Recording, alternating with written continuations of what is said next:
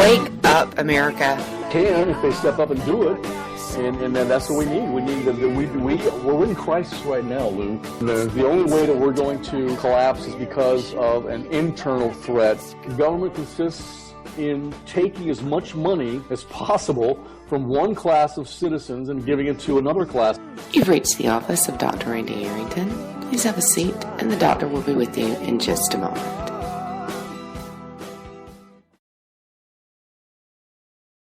I think I've got something to say to you. First off, I always tell you this. I love the United States of America, and I want you to love the United States of America too.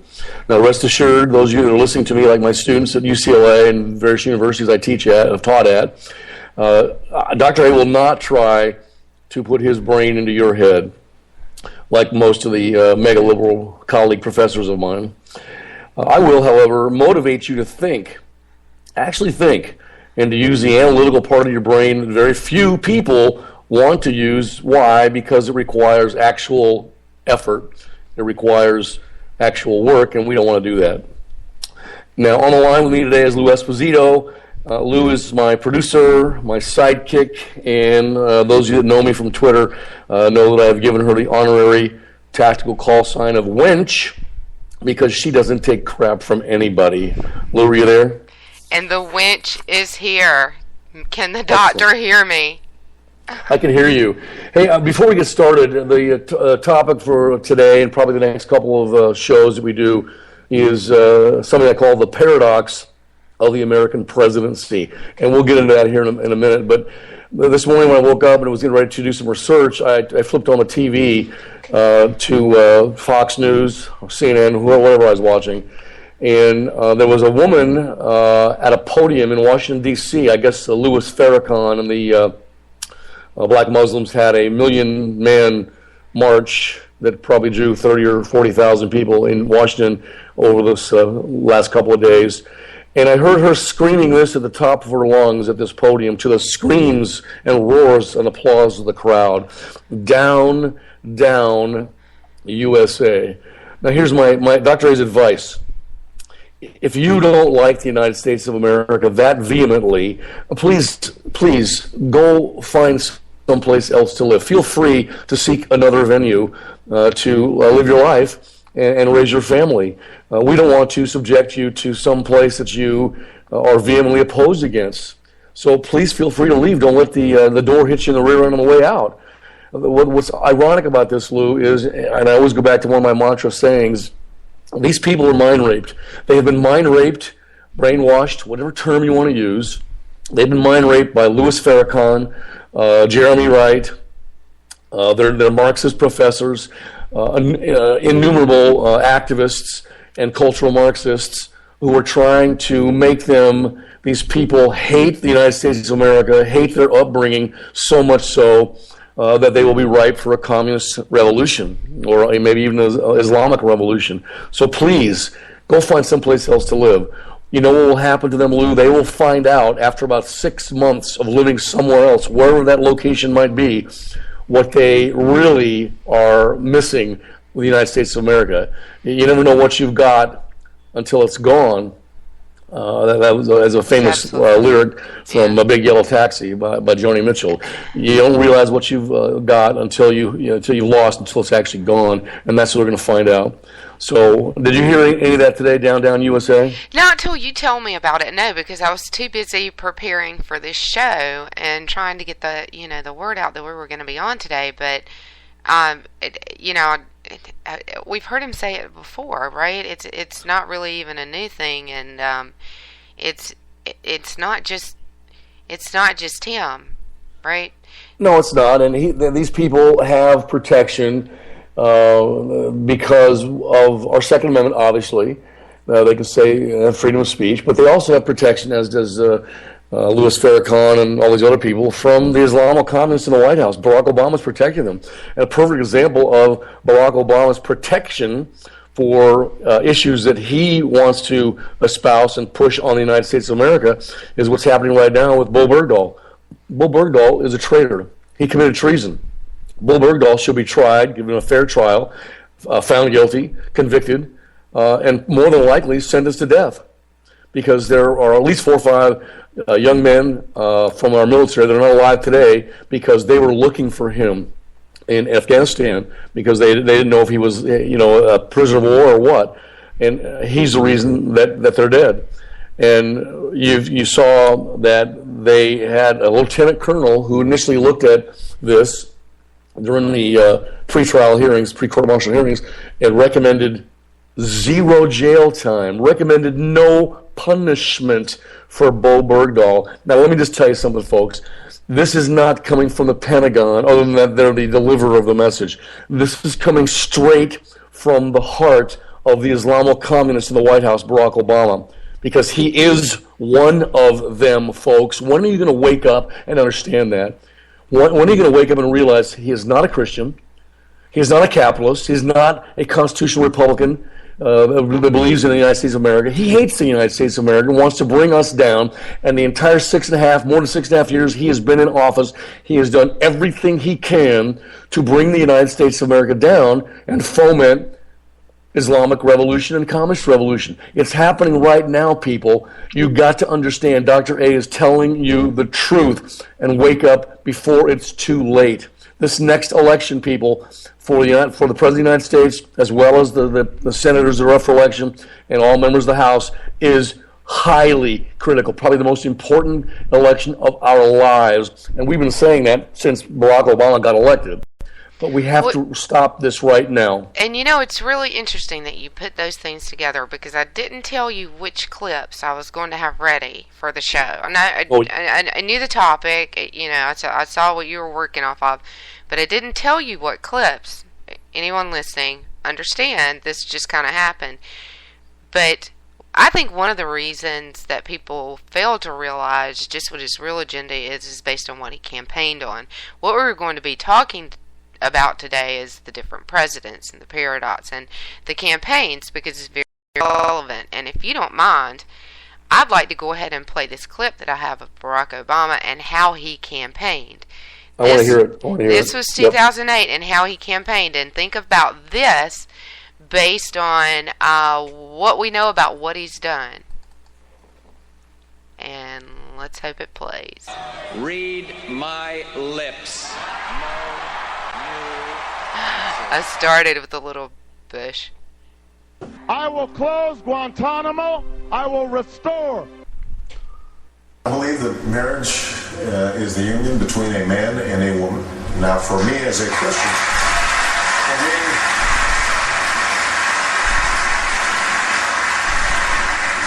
Christian, it's also a sacred union. God's in the mix. I think same-sex couples should be able to get married. President Obama, 24 hours after making history, he's making money. Did he do it because he thought it was right, or did he do it for political reasons? 67% said political. I'm a proponent of pay-as-you-go. Every dollar that I proposed an additional cut so that it matches. And I want to go through the federal budget line by line, page by page, cut. Programs that we need, we should make them work better. And that's why today I'm pledging to cut the deficit we inherited by half by the end of my first term in office. We are going to ban all earmarks. And that was his campaign. Well, the guy's not qualified to be a dog catcher, and it's just absolutely true. And, we're going to get into the paradox of the American presidency, and there's a difference between campaigning and actually governing. What it takes to actually govern a nation is completely different than what it takes to actually get elected to be in that position to govern. So campaigning is different than actually governing and running the government. He's a liar. And I would tell that to his face. You're a liar, sir. Right, and that's one of the important things that you're talking about is the difference between what they say and what they do. And I think it's really telling as we go into this discussion and the paradoxes that exist to begin with, and the ways that you explain that they get around certain things and handle certain things, that this president's way to handle leadership was to promise you one thing and do the complete opposite. And I don't believe for a second when he made those promises that he believed a single one of them. Well, if you listen to the Democrats when they talk, I always taught my students, you've got to view it from the perspective of the current political context, or some people use the term historical context. Why did that individual at this particular moment in time say that specific set of words? That's what you have to judge, the perspective you use. Why did Barack Obama say that he was against homosexuals getting married, and then completely change it around when he got elected for the second term? That's how you have to judge these things. And if you listen to Nancy Pelosi, as we were talking offline a few minutes ago, for some reason I was listening to a clip of Debbie Wasserman Schultz, the DNC chair, who has blocked me on Twitter. I must have said something got under her skin. But she and Nancy Pelosi and Harry Reid and your favorite Mrs. Clinton, you can bet that when they tell you something, it's the exact opposite is the truth. They're lying. I wrote an article several months ago, pathological liar or sociopath. What difference at this point does it make? It can apply to every one of them. They are nothing but dirty liars. And the reason they can get away with it is because, again, I harken back to the people in the masses, the mind-raped individuals who want so desperately, Lou, to believe what they're being told by these people. They want it to be true. And when you talk to some of these people about, well, Mrs. Clinton more than likely committed treason, or Barack Obama's committed treason, their answer is, I don't care. All I want is for my free stuff to continue flowing into my mailbox. My free stuff, I'll give you my freedom if you give me my free stuff. They don't care. They don't make the connection, Lou. They don't understand that if the nation goes down the tubes, down the toilet, all their free stuff goes away, and they will fare worse than anybody else in society. They don't get that because they are so mind raped, and it just keeps being trunked into their heads. You got to vote for this guy, this gal, otherwise the Republicans will do this, do that, and the other, and nothing is further from the truth. You basically can't stop a government program. It's very difficult, extremely difficult, to start a new government bureaucracy, a new government social program. The only thing that's harder than that is to end one that is already in existence. We still give money to helium balloons. I think they're in Massachusetts. We still have these big balloons, and we still keep the helium. We pay money for that stuff because it's in existence. Just in case the Air Force decides that they need that Zeppelin squadron.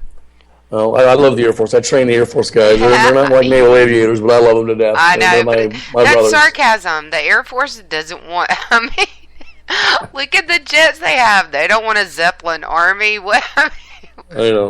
Why are we We're keeping going to get into the paradox of the American presidency. Should we go to a break now, or you want to get into it, or what do you want to do? Yeah, it's your show, Dr. A. You want to go to a break, and so you can get into the paradoxes, because I know you got a lot of materials. So we're going to run the pre-roll spots. We were late getting started, and we didn't run those yet, so we're just going to... If Dr. A gets dramatic and gets excited, it's because I'm very passionate about the United States of America, capitalism, and constitutional republic of the United States of America. Like I said, I love the United States of America. I want you to love it too. So sometimes I get very, very passionate and dramatic. Please work with Dr. A on that. Nobody ever noticed that. But what Stacy will tell you is if you speak in yourself third person, if you Bob Dole yourself, that's when she starts to wonder about you. So I'm going to let you take that up with Stacy. We're going to cut to a break and go into our sponsor break that we missed in the beginning. We'll be right back. In these uncertain economic times, you've got to do whatever you can to save money. One of our biggest expenses can be our cars, especially when unexpected repair bills hit. Not anymore. If you own a vehicle with less than 130,000 miles, is less than 12 years old, has a warranty about to expire, or even no warranty at all, you could stop paying for car repairs. Roadside assistance, towing, and rental coverage are all included. Don't wait for the next repair. Make one free call right now to see if you qualify. If your vehicle vehicle is less than 12 years old, has less than 130,000 miles, even if it's out of warranty, paying for car repairs can become a thing of the past. Call us right now and get your car protected before your next repair bill hits. Get protection and no more repair bills. Call 800-696-1030. Again, 800-696-1030. That's 800-696-1030. 800-696-1030.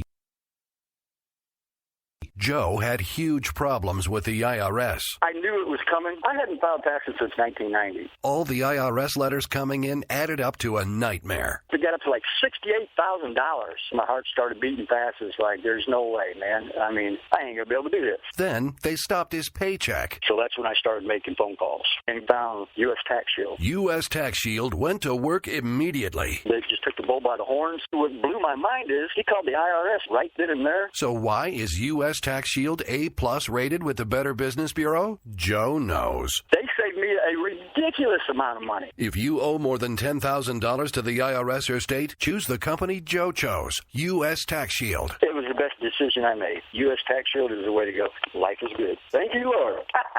Call 800-471-3287. U.S. Tax Shield. Boo-rah. Yes.